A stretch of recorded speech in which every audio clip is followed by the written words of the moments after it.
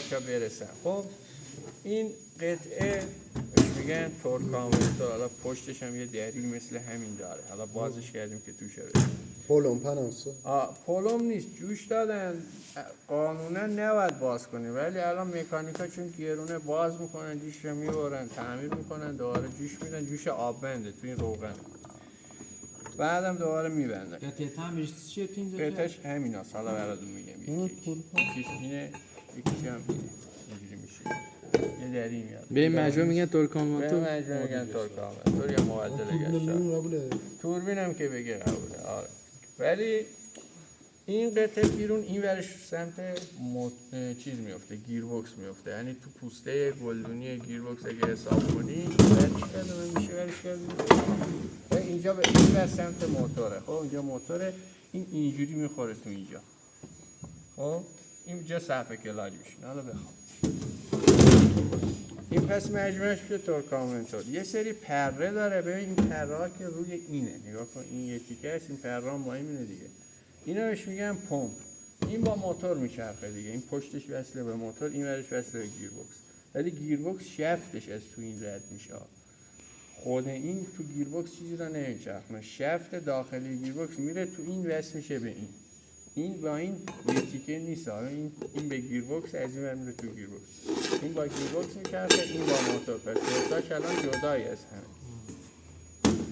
بزرگه با موتور میچرخه، بزرگه کوچیکه با با موتوره. گیربکس. این مجموعه حالا یه حالت کاستمانندی هم این ورش داره، ایناش بریدن که معلوم باشه. این پرهایی که تو اینه، خب پرهایی که تو اینه با موتور میچرخه. به این پرده ها میگن پمپ. تا موتور روشن میشه این میچرخه اینجوری. این پمپ پس کارش ایجاد فشاره، با موتور هم میچرخه. یه سری پرده داریم به اسم استاتور، به این میگن استاتور. به این ثابته. خب بعد یک کلاج یه طرف هم هست، از این طرف نمیچرخه. ببین از این ور میچرخه، از این ور قفل میکنه. این کارش چیه؟ این روغنایی که فشارش این برده بالا، جهتش این اصلاح میکنه. این مثل حالت مثلا فیلتر میمونه. حالا فقط تو کار تغییر جهته که جهت برعکس نباشه.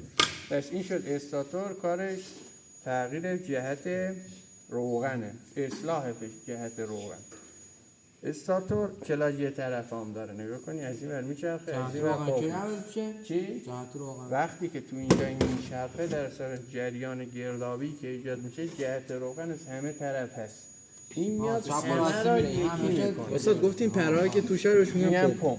ثابته، با این با پوسته است، این با موتور میچرخه. این میچرخه روغنی که اینجا توش روغنه، روغنی که تو اینه با اینا به فشار، ایجاد فشار میکنه روغن. استاتور هم جهت استاتور میاد اینجا، حالا مثلا اینجا میشینه، همش مال این نیست، یه ماشین دیگه هم هست کاری نداره، ولی همش مثل هم. اینجا کلاج همونه. اینجا این میشینه از یه طرف میچرخه، از یه طرف نمیچرخه. این جهت داره. پس این جهت روغنی که این ایجاد کرده این اصلاح میکنه، میاد تو این گفتن اون ورش به گیربکس میخوره، به شفت ورودی گیربکس. اینم سلام. مثلا فرض کنیم به این صورته، یه شفتی البته قاعدش به این صورته، پرها رو به هم بیاد. این یه همچین چیزی مثل این ور، اون ورش هم هست که روی این میشینه، بعد یه دری دوباره میاد روی این میشینه. نداره. این هم اینجوری وصله به شفت گیربکس. میبینید تو اینم پره است. اون روغنه که این فشارش رو برد بالا، این اصلاح کرد، میاد میخوره روی این پره ها اینجوری. خب این میچرخه، اینم به گیربکس هم میچرخونه. هرچی دور این بره بالاتر، دور شفت گیربکس هم میره بالاتر. شفتگی رکنه توی 1000. آره دیگه، آفرین، میره توی 1000. این مثل حکم صفحه رو میکنه تو دیسک صفحه. بیا تو. پس این تا اینجا 3 تیکه شد. یکی کلش بهش میگن تورکامنتور، اسم بازاریش بهش میگن توربین، ولی تو دلش 3 تیکه است. یکی پمپ، اینی که با موتور میچرخه، استاتوره که مال اصلاح فشار جهت روغنه، کلاج طرفه. اینم بهش میگن توربین. توربین همیشه گردونده میشه با یه چیزی، پمپ استاتور توربین. پمپ استاتور توربین. اینم که به گیربکس هست. دور اینم هر چی میره بالاتر، دور اینم مطلبش میره بالاتر، این فشار روغن بیشتر میشه، پس دور گیربکس هم میره بالاتر. این تا اینجا. یک کلاژ لاکاپی هم داره، تو این نبود، اون تخت براتون گفتم تو جزء نوشتین، حالا فقط بدون. این از این این حکم صفحه کلاج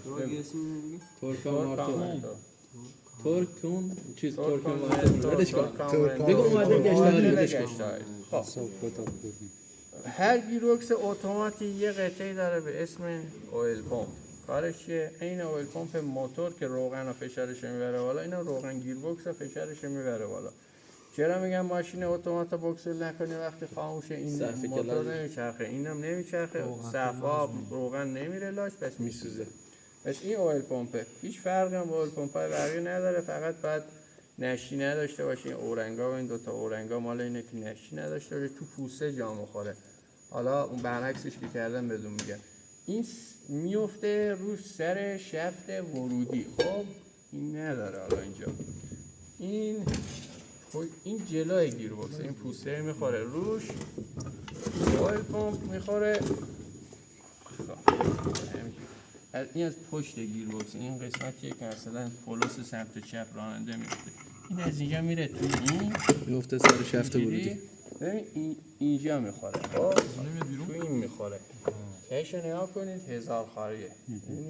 این سر هزار خاریه پمپ، اینم سر هزار خاریه شفت ورودی. این میخوره کجا؟ این مال این نیست، برای این گفتم خاطر این میخوره یه همچین حالتی. این پس با موتور با توروی میچرخه.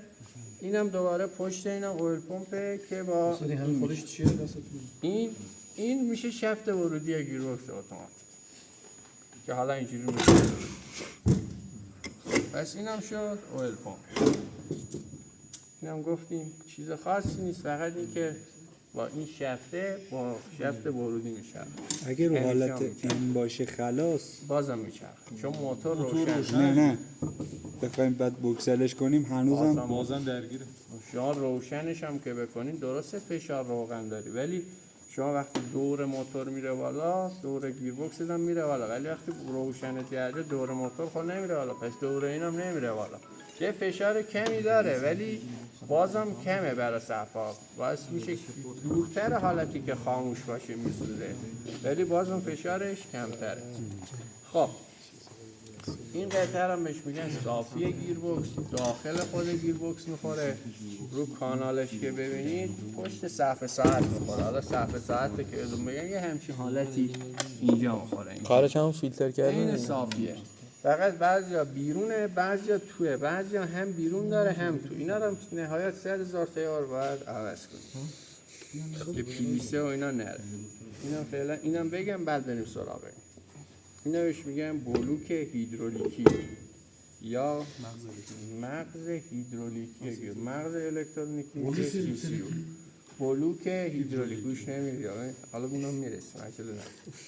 بلوک هیدرولیک، حالا اون ترمام دیستی داشت، این همه اتوماتا باز اینا دارن، یه سری شیر برقی روشه، یه سری شیرهای مکانیکی هم روشه که این شیرها وصل به دست دنده که کابل دستنده رو که عقب جلو میکنید، مثلا این عقب جلو میشه، مثلا مال حالت اینه یا مال حالت پیه مثلا که حالا میاد اونور.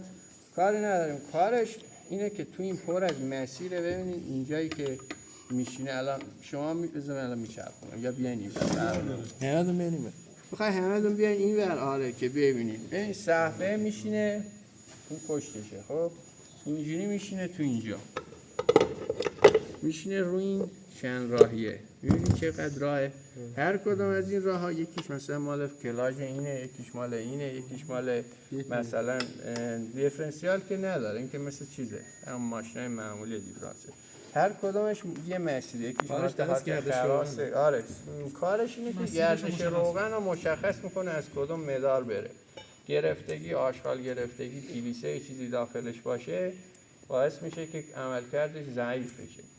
اینا شیر برقیه. این شیر برقیه که سوکتش دوتاییه، دو تا سوکت بیشتر نداره.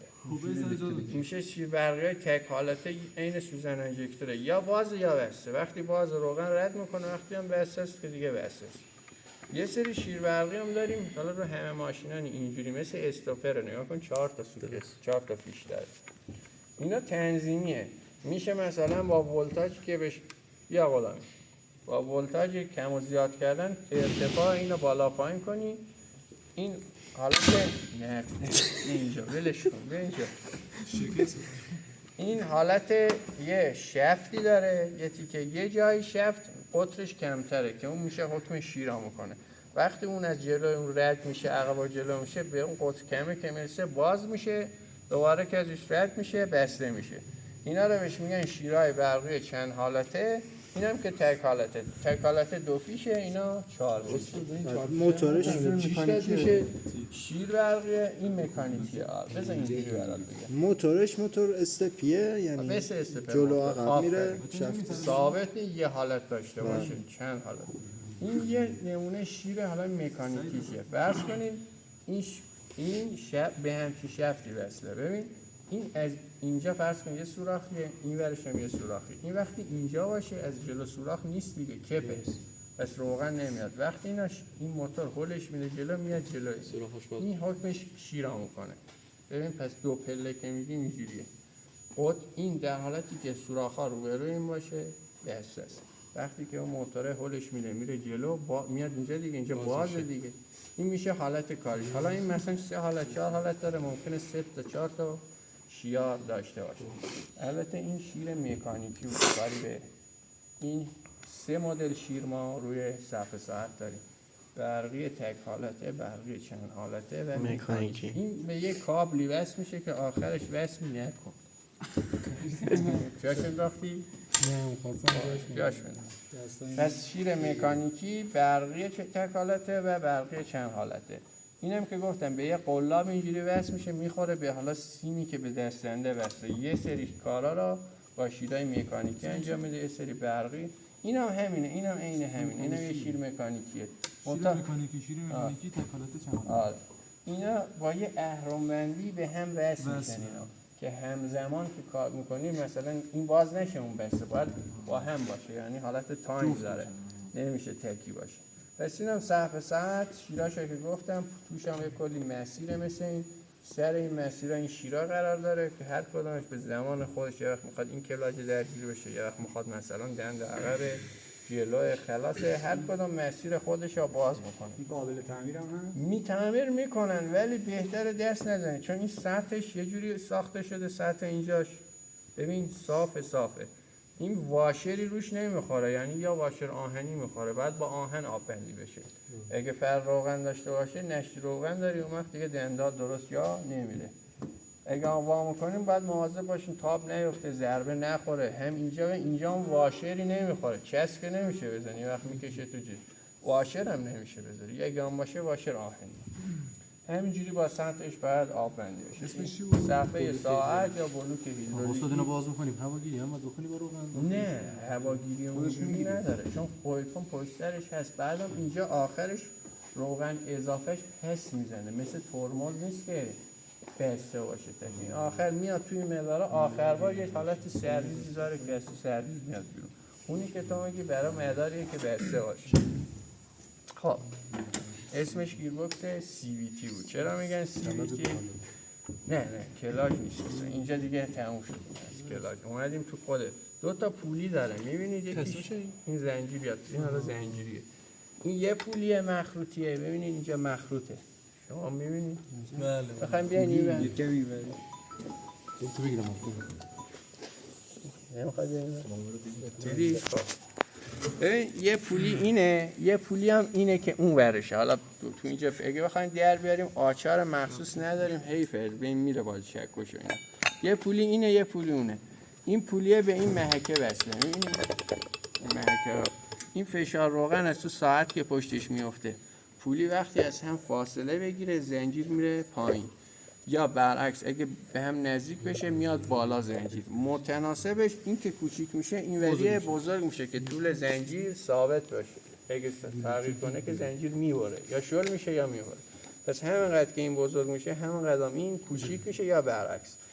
این با روغن یعنی با روغن تغییر قطر میده. بعضیاشون مثل همین یکی این بردارن، این که روغن فشارش زیاد میشه اون ور کم میشه، یا اگه دیده باشی مثل این موتور کلیکا میمونه که پشتش یه حالت ساچمه و فنره، دور که میره بالا ساچمه فنره باز میشه، قطرش زیاد میشه، دوباره که برمیگرده اون کلاژه که میگه قفل میشه. یه سری ساچمه رو پولی جلویشه، با افزایش دور فاصله میگیره، کنره دوباره گازی که ول میکنه برمیگرده میرسه به صفحه گلاژ چیز. خب این تا اینجا، پس این پولیاش، اینم زنجیر، این حکم پولی ورودی را داره یا چون این بهش میخوره دیگه. این از این زنجیران باید به همین سفتی باشه، حتی سفتر. آره آهنیشه که گفتم آهنیشه، چیزی داره پلاستیکی تصنعی داره مثل جنس تصنعتان. این فکر کنم مال از این چیزا باشه، بلریانسا و اینا، چینیا باشه. پس این شد شفت ورودی. اینم خروجیشه که خروجیش این حکم پینیون داره، میخوره اینجا یه رابطی داره اینجا، این رابطه هم کرامیل هم میچرخونه. حالا میام اونم توضیح میدم. این وقت ببین این دو تیکه است، میبینی یکی اینه، یکی هم این داخلی است. اینجا برای اینکه دنده عقب داشته باشیم، دنده های سیاره‌ای که یادتون باشه گفتم باید یکی عضو، اینم حکم دنده سیاره‌ای داره. میبینی توش یه سری دنده است، وسطش هم که این میشه خورشیدی، دورش هم میشه رینگی. گفتم یکیشون باید ثابت باشه، یکیش میشه ورودی، یکیش میشه خروجی. این ثابت کردن این دنده با این کلاج انجام میشه. این کلاج روغنیه، ببین این میفته اینجا آره بذار صافش کنم ببین.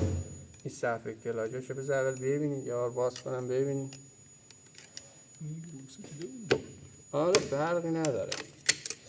خب این صفحه های کلاجشه، ترتیب چینشش ببین این زیرش یه آهنی داره چون اینجا صاف نیست، اینو اول میندازی، بعدم یه آهن چیزی میندازی، یه آهن حالا از اینجا به بعد یکی در میاد چی؟ پاوچوه. آره این که برای اینه که سطحش صاف باشه هیچی یکیشون چیزه. خب ببین این آهنیه دو طرفش دیگه، آهن میشینه، آهن گل یا خار صفا روی بیرونه، میبینی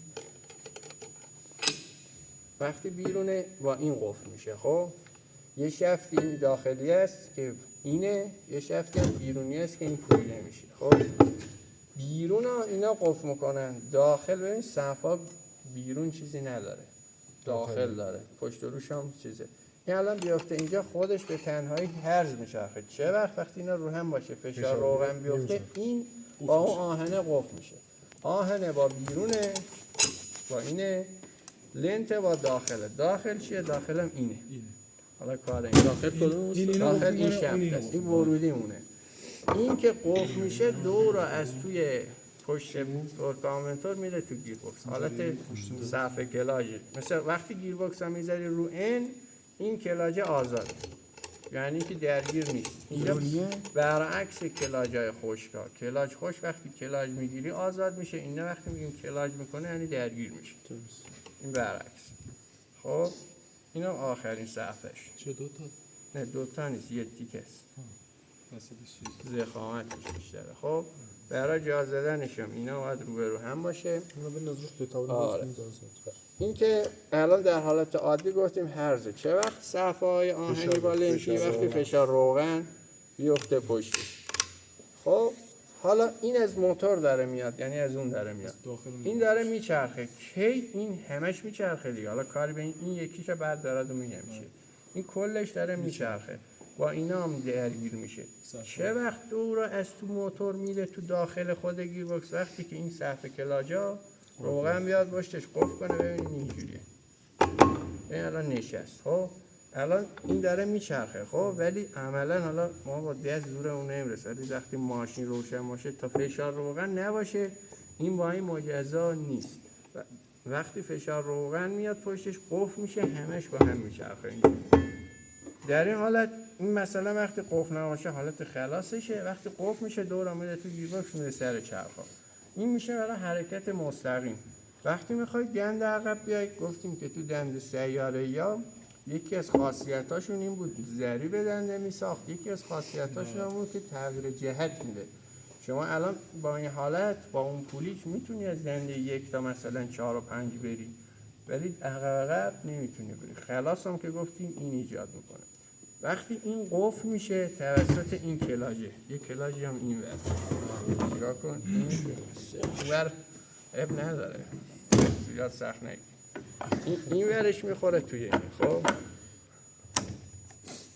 اون سره با اینجا قفل میشه. آره اون سره، این سری که اینجاست، این با این قفل میشه. خب رفت جا. این ورش با این قفل میشه، اون ورش با اون. اگه فقط این قفل شه، انتقال نیروی مستقیم میاد به اینا با تغییر قطب پولی نسبت دنده یک تا مثلا 4 و 5 ایجاد میکنه و میره ماشین جلو. وقتی کلاجه هم روغن پشت این بیفته هم پشت این بیفته، همش قفل میشه. بعد بر اساس دنده سیاره‌ای که تو اینه جهت برمیگردونه میشه دنده عقب. جفتش فعال یعنی شد. جفتش آره، قفل میشه، جفتش. اون یکی فقط. بستگی به طراحیشه. بعضی وقتا مثلا فقط این قفل میشه اون آزاده. باید ببینید نقشش چجوری. به هر حال وقتی این کلش قفل بشه مثلا میشه دنده عقب، وقتی فقط این جلوی قفل شه حرکت رو به جلو. این تا اینجاش. سوال نداریم؟ حالا اینم باز دوباره یه دونه شیر برقه، یه سری حالا این بعضیاشون همشون اون صفحه ساعت است، یه سریاشون یه سریشون پوسته است، یه سریشون صفحه ساعت. چیز خاصی الان میام به اونم میرسیم. خب این تا اینجا. تو اینجا هم چیز خاصی نیست، فقط 2 تا پولیس و یه زنجیر.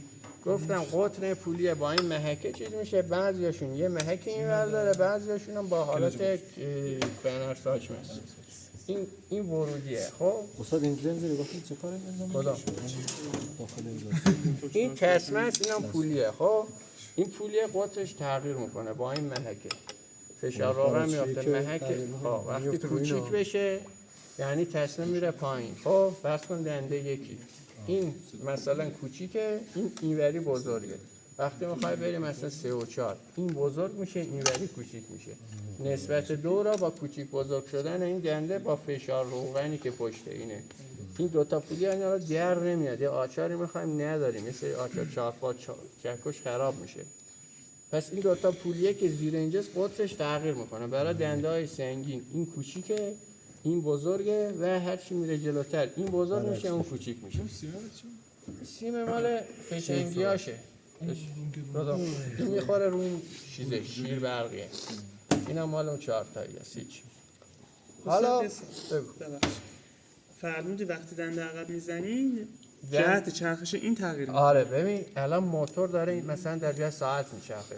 وقتی این کلاژه بالای قفل کنه بازم در جهت ساعت میچرخه. حالا ما میخوایم دنده عقب بریم، باید یه جوری دور رو برگردونیم با تغییر قفل کردن این کلاژ و دنده سیاره‌ای که هست جهت بر. این قفل چه دیگه دنده عقب، این پایینیه. این پایینیه. این بالایی هم که مال دور مستقیم میشه. تو ورودی اونوری میشه. آره هم باید این قفل بشه برای دنده عقب هم اون. جوری این جلو اونو میگه. خب سوالم این الان در این حالت یعنی به همون سرعتی که دنده جلو با این گیر باکس میره میتونیم دنده عقب هم بریم؟ نه تو صفحه ساعتش حالتی طراحی شده وقتی میذاری عقب قطر این یه تغییر نمیکنه، ثابت میشه مثل دنده یک. حالتی که مثلا برای دنده که یه ذره سنگین‌تر میشه برای اون دیگه میره رو کامپیوتر. استاد دیگه هر چی دنده سبک‌تر باشه این بزرگتره. این گیربکس معمولیه، این ورودی این خروجی. دنده یک ورودیش کوچیکه، دور زیادی داره، اونور خروجیش دندش بزرگه، دورش کمه، گشتاورش داره. هرچی دور این ورودی کوچیک‌تر بشه خروجی بزرگتر، دنده سنگین‌تره. رو دوچرخه هم میتونین اگه سخت دونه دوچرخه هرچی دنده جلویش کوچیک‌تر کنی زورش کمتر میشه ولی دورش بیشتر میشه و برعکس. یعنی الان دنده یکه درسته؟ حالا با توجه به شرایط قطرش باید ببینیش، فکر کنم هنوز پایین‌تر هم میره.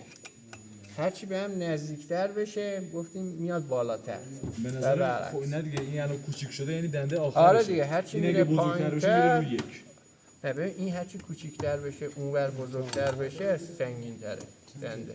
هر چی کوچیک‌تر باشه دنده سنگین‌تره. دنده یک دورش پایینه دیگه. این وقتی کوچیک بشه دور زیادی میزنه، اون طرف بزرگه، اون دورش کمتره، این ور میشه خروجی دیگه. هرچی دور بیشتر باشه گشتاور کمتره. ما یک گشتاور میخوایم. دنده یک تقریبا تبدیلش به خاطر همینه دیگه. جوری الان یک. آره هرچی پایین‌تر باشه سنگین‌تر حساب میشه. هرچی میاد آره این گاز که میدی اینجوری میشه. این پولیه باز میشه، اون پولیه بسته. خب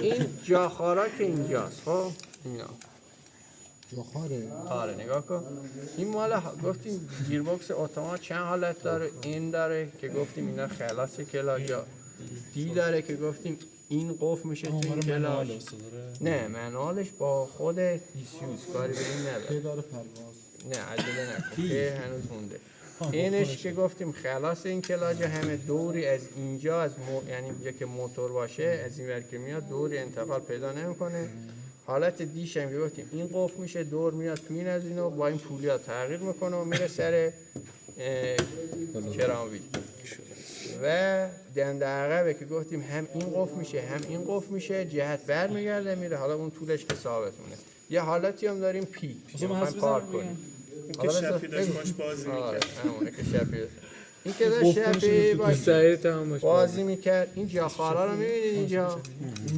این مکانیکیه تو ماشینای جدید دستنده ها برقی شده این یه موتوری پشتشه میاره بالا تو این ماشینا حالا یه اهرم‌بندی داره اهرم‌بندیش نیست خب اینجا یه سری تشکیلاتش ریخته این اینجوری میاد بالا وقتی میاد بالا این پوسته اینجوری میاد میفته تو اینا شفت قفل میکنه دیگه ماشین تکون نمیخوره چرا میگن اول ترمز دستی رو بکشیم بعد اینا درگیر کنیم که فشار اگه کشی فشار میفته روی این پیمه تو سرپایینی جای بیا حواسش نیست بیا دیگه بیا حالا تمام استاد این کجا بود خلاصش این جفت این کلاجا باید فشار توش نباشه فشار واقعا یکیش آر دوتاش بگو نه لگه این وسط اینجا باشه چی یه تکونی میخوره میفته جا ماشین یه دیدی وقتی دستی میشه یه تکی میکنه تکونی میخوره همون تکونه پس دستی رو چرا میگم بکشین اول بعد بذارین تو پیچ که این فشار روی نیفته اینجا بشکنه پس اینم دنده پیچ پوز داری کجا تو خیلی وقت نیست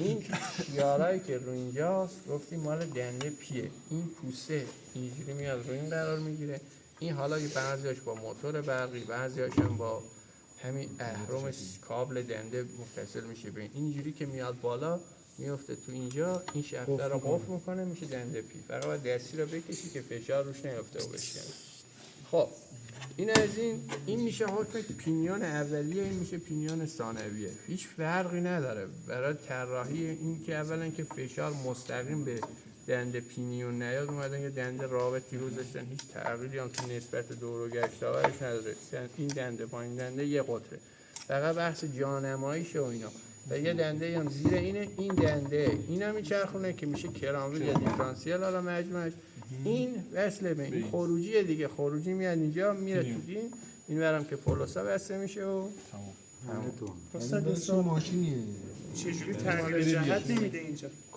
چی؟ تو چرخدنده وقتی چرخدنده سوم میاد تغییر جهت با همین دنده یه جوری کردن که دور مستقیم باشه همینا گذاشتن یکی از کارکرداش همینه یکیش برای بحث فاصلهش یکیش برای جهتشه ببین بستگی داره به طراحی گیربکس یخمینی همونه که تو میگی درسته الان این یه دنده‌ای که اومده اینجا این رابطه هیچ کاری نمیکنه فقط جهت رو برمیگردونه شاید طراحی گیربکس یه جوری بوده که با این سمت عقب میچرخه از اول سمت عقب میچرخیده اینا گذاشتن که تغییر جهت بدن تو ماشین اگه دیده باشین یه دنده با یه دنده دیگه درگیره اون اینوری میچرخه این اینوری اینجا خود دنده نیست پس ماشین خودش برعکس میکنه ماشین دنده دست این چون دنده نداره اینجا اومدن اینا گذاشتن یکیش رابطه که با فشار یکیش هم تغییر جهته آره حرف قشنگی زد من الان اینو یادم رفت گفته چرا جهتش عوض میشه راست میگه یه دنده که بین یه دنده دیگه قرار بگیره جهتش عوض میشه این به خاطر اینه که اینجا تو این دنده ای نیست ماشین معمولی دنده داره